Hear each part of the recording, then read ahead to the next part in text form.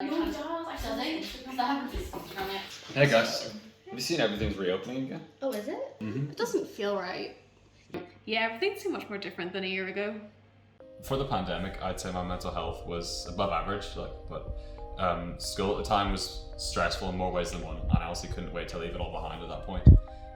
My main methods of dealing with mental health were like exercise, healthy eating, and basically just trying to keep a positive mindset.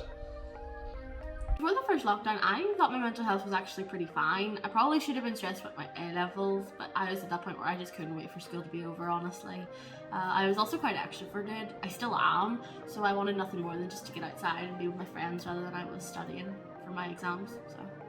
Before our school year was cut short with the first lockdown, I didn't really think much about my mental health. All I knew was completely stressed.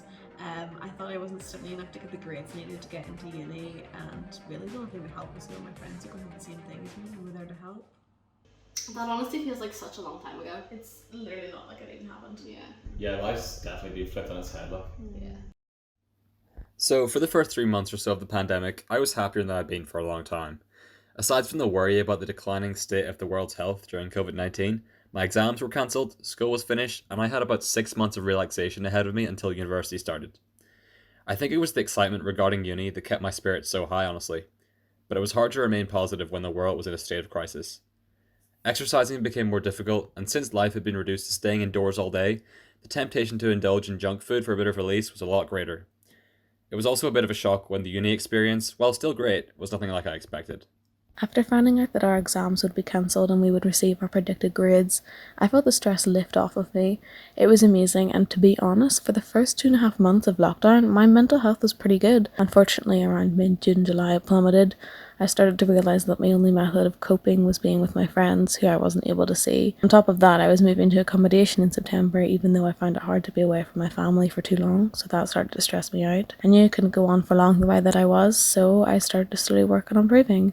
Just the little things, as we couldn't do much at the time anyway. I started taking daily walks and even took up baking for a while. They were dumb small things, but they provided an escape that strangely started to help me improve. In all honesty, when I heard that everything might be shutting down due to the coronavirus, I was more scared of the prospect of not seeing my friends and being able to go out with them than I was of the virus itself. My mental health took a serious hit very soon after the start of lockdown. I got stuck in a rut where watching Netflix and scrolling endlessly through TikTok was no longer enjoyable, despite it being one of the only things we could do. I started to actually miss school because it was one of my only constant sources of social interaction. The warm summer weather made it worse because even though things were opening up, I had to stay inside because my asthma made me vulnerable. I barely spoke to anyone, and even my family were starting to get on my nerves. I couldn't wait to move out for uni and get away. I never actually realised how much I really relied being around other people. Things still aren't that great. I mean, they're getting better. Slowly, but Yeah, we've all definitely come a long way since the beginning. yeah. In what is hopefully the last few months of full lockdown, I think I've found a way to compromise with myself and adapt my old methods of maintaining my mental health. But getting through it is going to take a lot of work. I'm now running daily, even in the rain, and getting out into nature has really helped. I'm also no longer procrastinating, which turns out was a big part of the issues I was having. Moving into a flat with new friends has also helped with the isolation and given me newfound independence from home. Fortunately, my mental health is so much better now. Months ago I was stressed about moving and being away from my family, but in the long run, I think it was the thing that helped me the most. My flatmates and I understand that mental health is important, so we try to help each other. We go on dumb trips to Tesco for a day out or go on a drive, but at the end of the day, it's living together that is the most help. Knowing that your friends are down the hall from you is weirdly comforting. My mental health may not be the best it can be, but with my friends and family's help, I'm putting more work into it, and it's definitely getting there. It's taken a lot of work to get my mental state back to some kind of normality.